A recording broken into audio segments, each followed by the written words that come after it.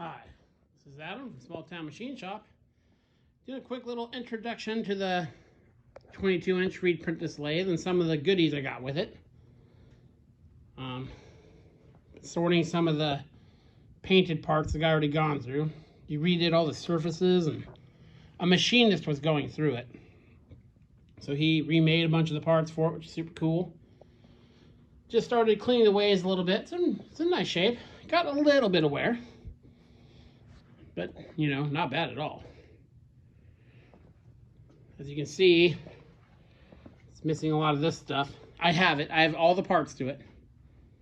But we need to put those back on. Most of them are still in my van. It's got a big chip pan. It came with a 18-inch Cushman 4-jaw. And here's some of the cool things that came with it.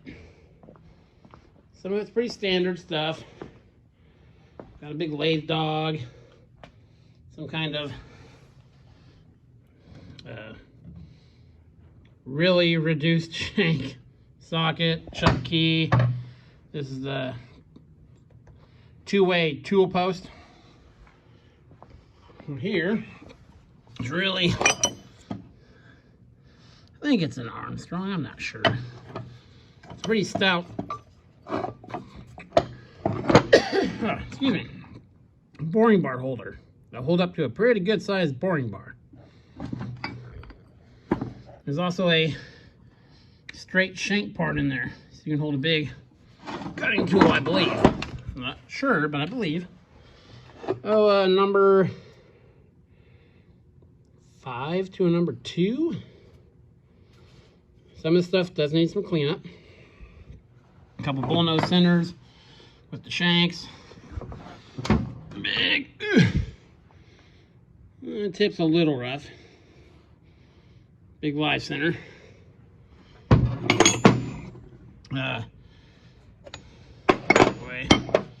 Milling attachment with just the V-way in it. But we can make jaws for that guy pretty easily. So that's kind of cool.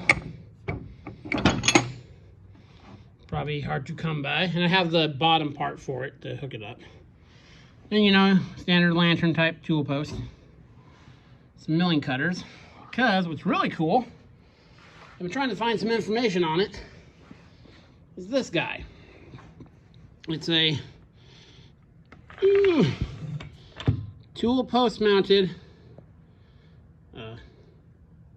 small, I don't know if you call it tool post grinder. He said he's done grinding with it, but it came with these arbors with keyways in them for milling. It also came with this, never seen anything like this before. Okay, this part threads into there. This part turns. It's locked up right now. It's got a reciprocating little setup going. It's missing the part that held this, but it's got a brooch on this end. And obviously, it's missing a tooth. And those are probably very specialty brooches, being rounded on the end like that. I'm not sure. But this would thread into here. Then where this slot is, there used to be a support that would come out and you'd pin it to there. So that's kind of cool.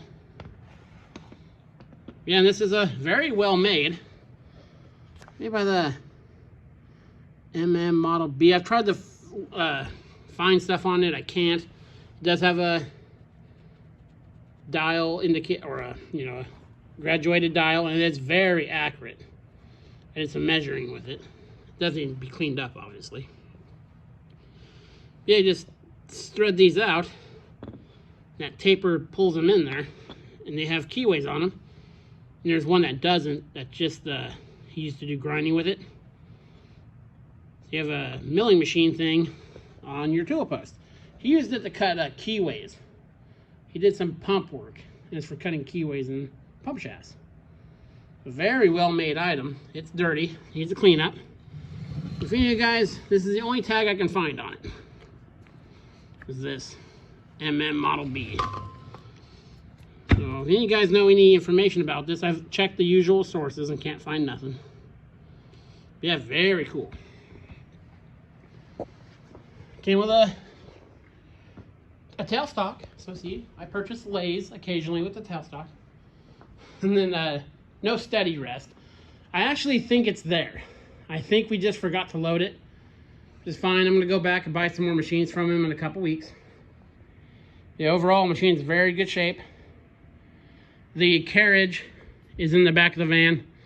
It's all completely tore apart. New bearings put in everything. Everything's polished up. Most of it's painted.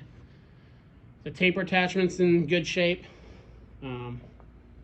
He went through the carriage, or the apron, and went through all the gears, took everything out of it, completely cleaned it, replaced anything that was wore. Same thing with the 2-speed, the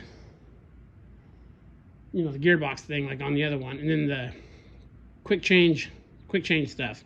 He went through all that, replaced every bushing, everything. So this will be a very, very nice machine when it's done, because all the work's already been done to it.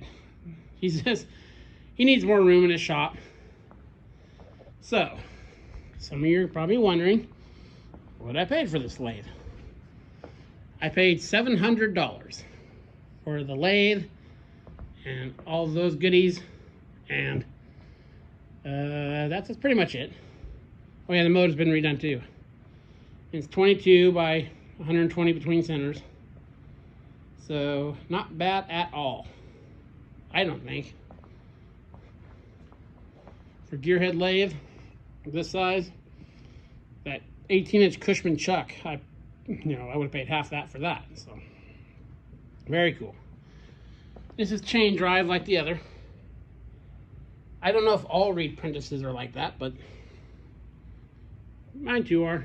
This is where all the clutch. I got to put all the clutch stuff, all the stuff I have. I just need to jigsaw it back together. But I'm actually going to clean it up over the next 2 days and paint it, and then I'll start reassembling it.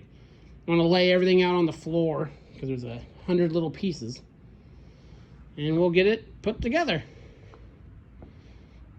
So yeah, very cool. Most of the parts are like this. He's already painted them and shined everything up, and so that'd be nice, because I loathe cleaning stuff up like that. So it's a matter of finding where everything goes. Thankfully, the reed-prentice, from the research I've been able to find, a lot of the stuff's the same on my other reeds, so I can look at stuff. Yeah, very cool. So that's my introduction to the 22-inch reed-prentice lathe. This is Adam from Small Town Machine Shop. Please comment, like, and subscribe, and thanks for watching.